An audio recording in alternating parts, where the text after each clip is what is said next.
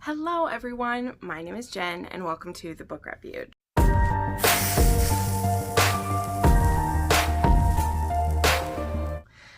Alright, hello my friends and welcome to the next video in my, getting ready for spooky time series. I don't know, I'm not really making a series, but earlier this week I had a vampire romance recommendations for you, and today I'm bringing you the dark academia / gothic recs that I have.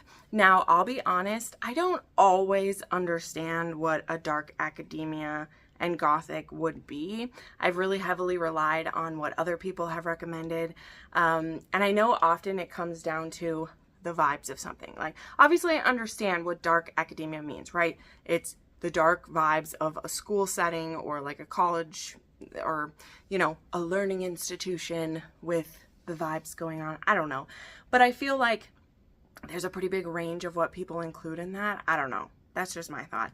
And gothic, I feel like there's not a super set thing for that either. So that's kind of why I put them all together. So again, as I said in the vampire video at the beginning, like, I'm going off of the feel, also based on what some other people have recommended, and then me taking recommendations from there.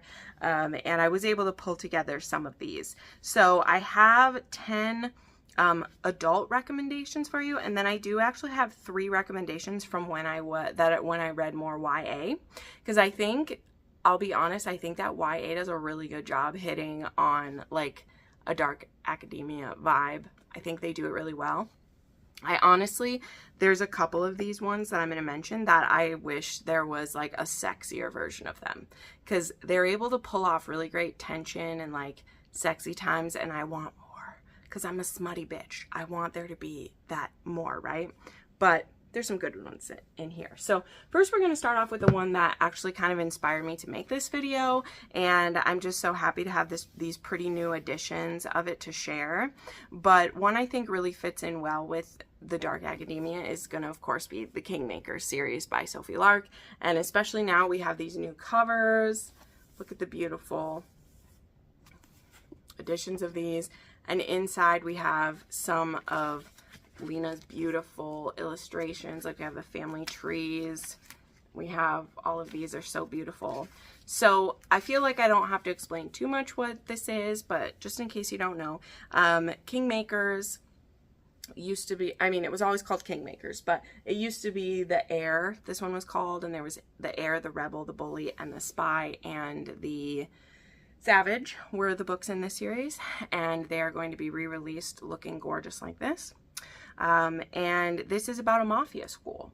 So this one is about Leo and Anna and their first year at Kingmakers, and they are from both very prestigious mafia families. And so Kingmakers is this kind of neutral ground where all these different organized crime syndicates and mafias and all of that can send their young people to, so they can learn to be the best mob bosses and enforcers and everything that they could be, right? This isn't the first time we see this type of thing, and there are many like mafia schools at this point that we could point out. But yeah, this is, to me, the one, this is the first time I ever read it. I know she's not the first one who did it, I know, but it was the first version of it that I had read, and I think we've seen many more versions of this after this as well. So I just love it. It's so good. That one's a Friends to Lovers, by the way, if you didn't catch it from, or you didn't know, that one is. And keeping it with the Draco Malfoy vibes, because though Kingmakers isn't the one about the Draco-like character, that would be Dean. You do meet Dean in there, and Sophie, she puts it right inside this book too, that Dean Yenin was inspired by Draco. So I decided for this one I wanted to include a fanfic that I think really works. And so this one is an 8th year fic, which, if you don't know, it means that when the war was over, it said very briefly in the original books that some of the characters went back to school for an 8th year so they could get their degrees and finish off, and some of them did not. Wait. And for this one, that's what happens, is Hermione goes back to finish, and Draco actually is getting punished in a way, and instead of being put in Azkaban, he gets sent back to Hogwarts, and he's basically under like a house arrest type thing there, where he is only able to go so far. And Hermione kind of gets assigned to like keep an eye on him, and he also has like this journal that he's supposed to be writing in to, you know, help him deal with his struggles and everything. And it starts out very violent, like it's a very angry journal that he's writing in, and this is definitely an enemies to lovers, and there's a lot of animosity between the two of them. And eventually, while they're forced to be around each other so much, they slowly start to form a bond. They slowly start to form a relationship, and then it becomes the point of, you know, are they going to be able to continue that after Hogwarts, or is this just a fling while they're both there, you know? But they're very toxic relationship in this one. I don't always love the most toxic relationships, but I do when it's Draco and Hermione. I'm here for it. Okay, we of course have to mention Gothicana.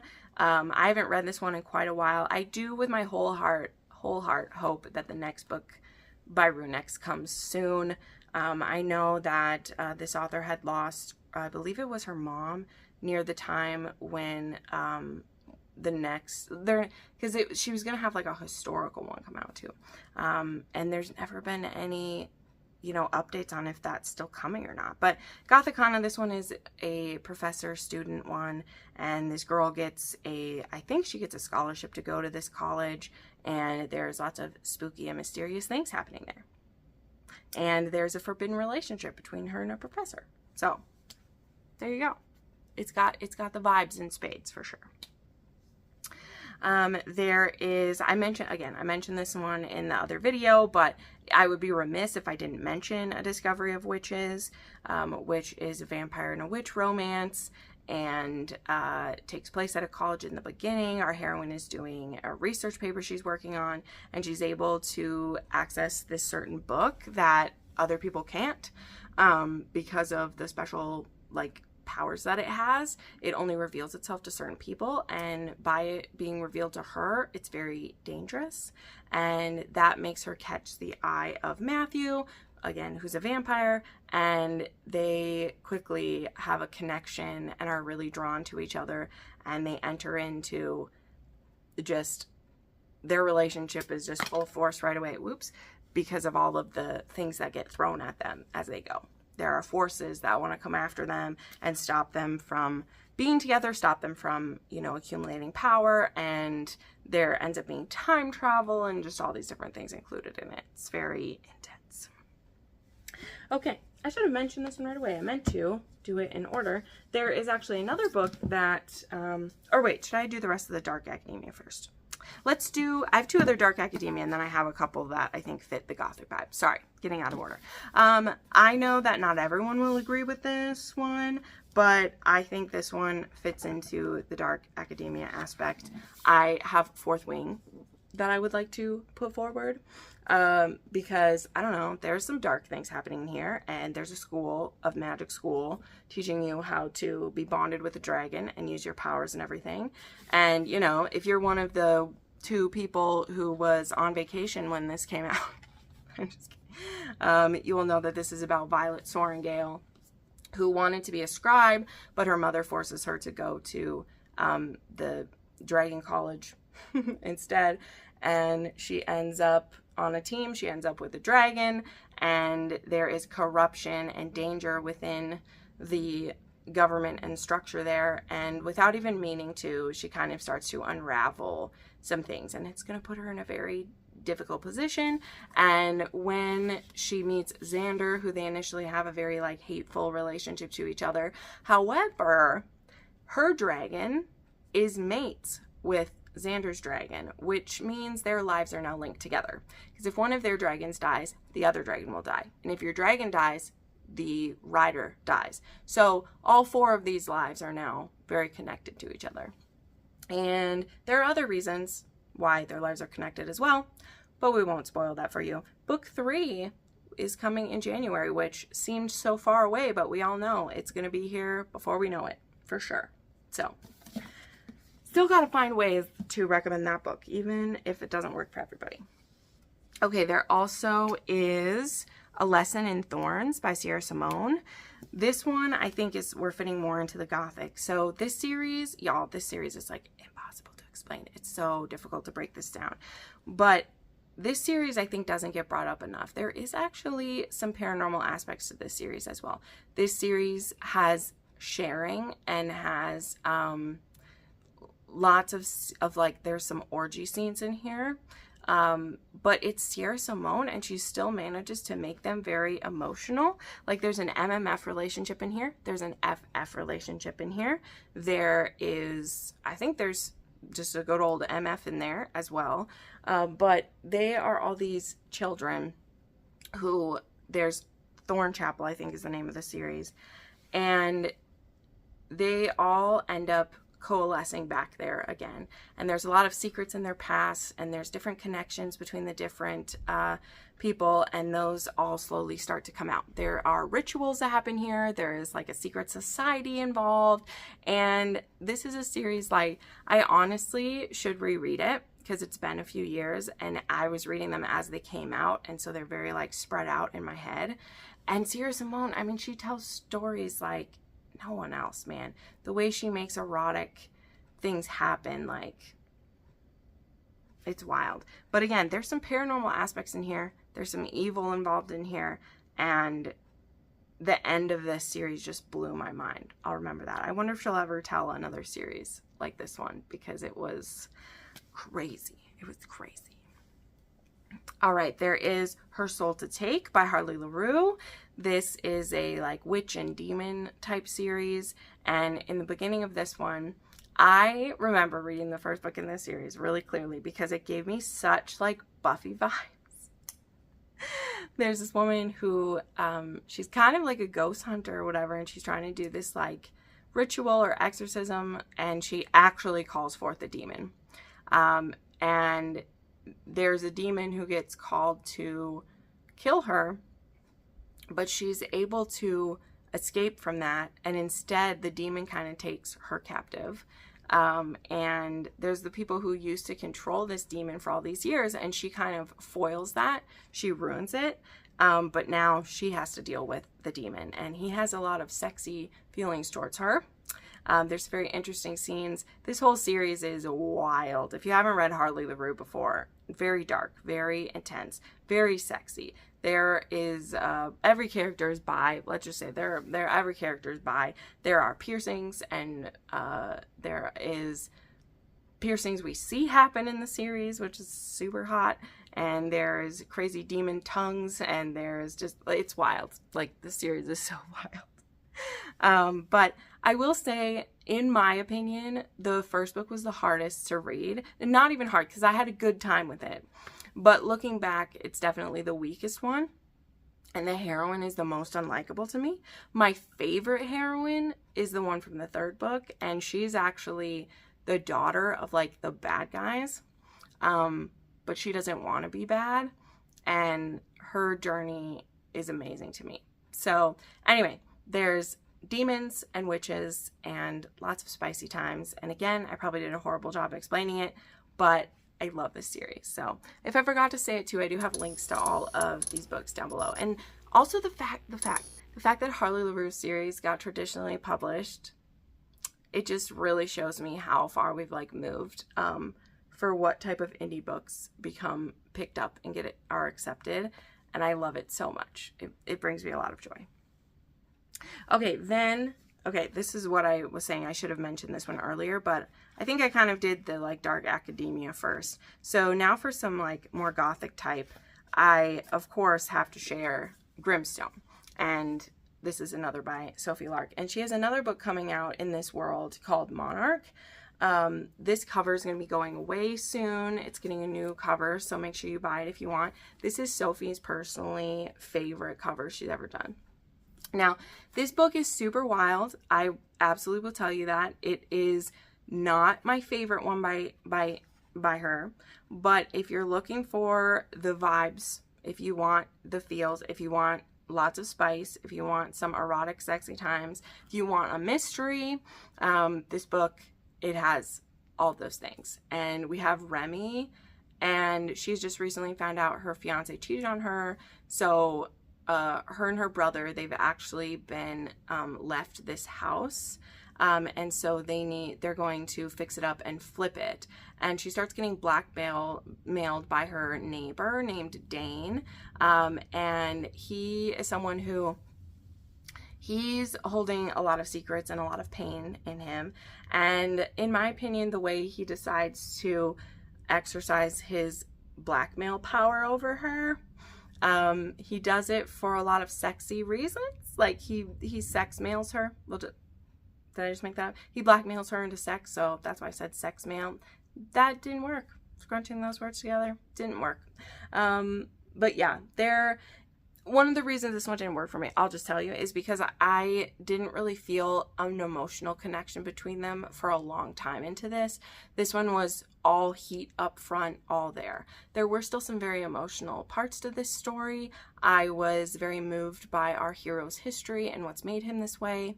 And then there was the pretty big reveal about who the villain in this is and what's going on, and I was very disturbed by it. And I'm supposed to be disturbed, so definitely does that. I will be reading Monarch. I should be getting an arc of Monarch soon. That'll be out. And I'm intrigued to see what she'll do. Because one thing I will say about Sophie, you can agree or disagree. I'm obviously biased. I say that all the time. I'm very biased. But not so biased that I can't tell you this was my least favorite book from her. But what I think Sophie does well is she does take advice and critique, and she listens to what readers like and don't like about her books. She has to be more careful with that these days because there's so many more people reading her books than there were.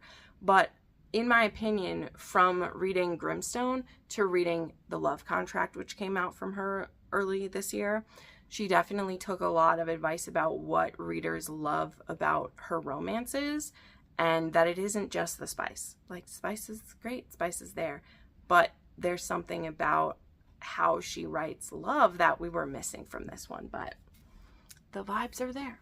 And get this cover while you still can. It's really beautiful. Okay, then I, again, knew I would be remiss if I didn't throw up this one book. But I decided to pick a different one besides the first book, because I've been showing the first book in so many videos lately. So God of Pain is book 2 in the Legacy of the Gods. So God of Malice, as I was going to say, I've put that in many videos recently. So I decided to share God of Pain instead. But this series is a dark academia for sure. We have another version of like a mafia school, though this one isn't quite as clear as, like, it's not a mafia school the way that Kingmakers is, but there are these two colleges, both King's College and I always forget the other one. There's King's College and Royal Elite, and this is where these mafia bosses and billionaires who all know each other have sent their kids to. They sent them to these two different colleges, and so those are the students who go there, but not every student who goes there has to be the kid of one of them, right? Whereas in Kingmakers, that's the sole purpose of it, you know. And so this is between Annika and Creighton, and he's a sadist, and Annika is very interested in him. She tries to goad him into a relationship, and he's like, Little Purple, that's her nickname, Purple, Little Purple, I would crush you.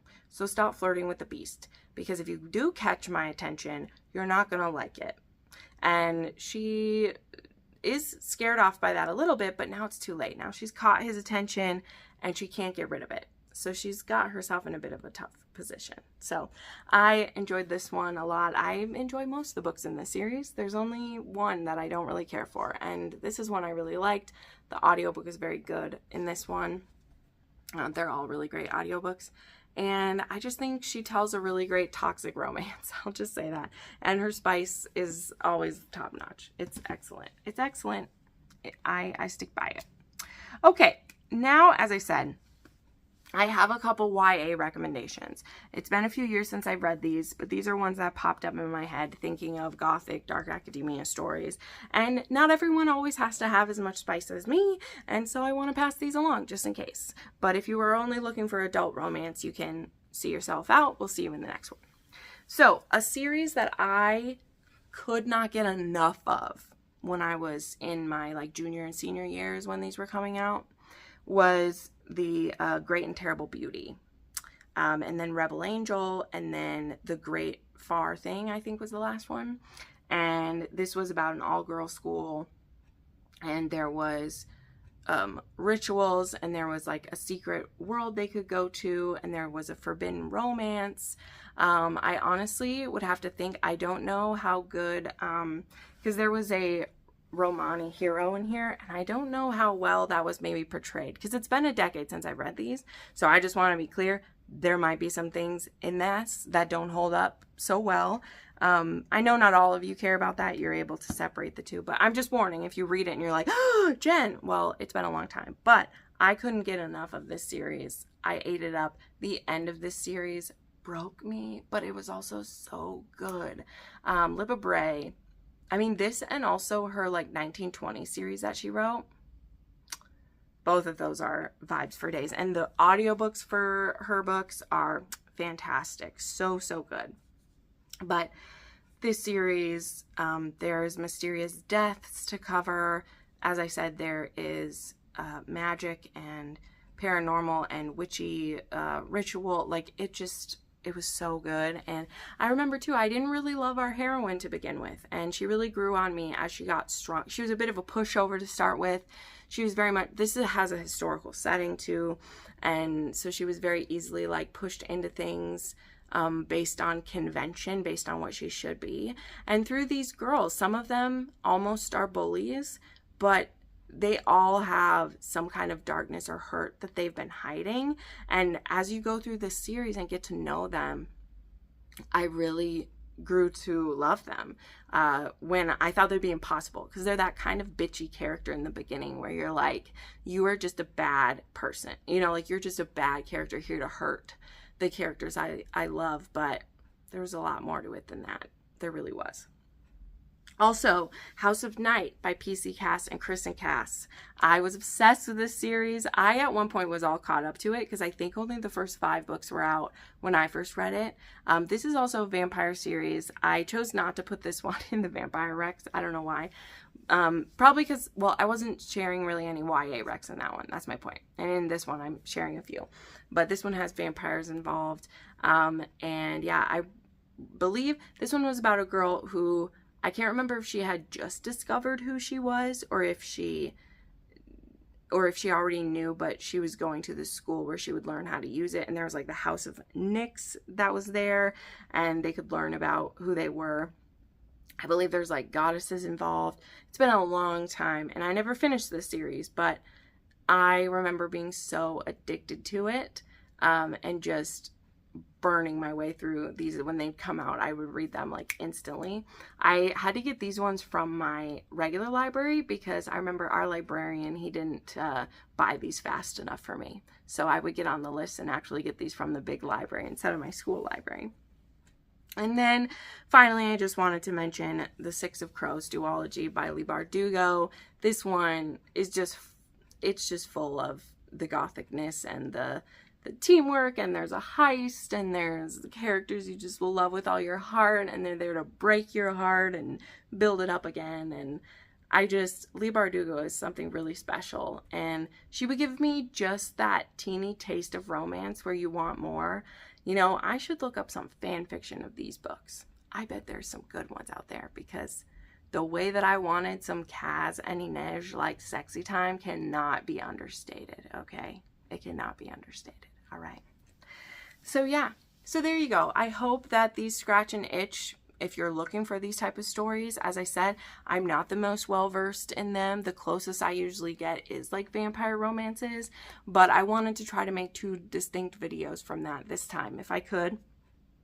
And again, I've read, I think, a lot more YA that fit into this category than I have adult, but maybe I'm just categorizing them wrong. I don't know. But I know some of my friends have made videos about this. I'm pretty sure that Jess from Honest Fiction has, and some others as well. So definitely check out their channels. I think other people have made more extensive videos about this than me, possibly. So thank you so much for watching. It means so much to me, and I'll see you in the next one.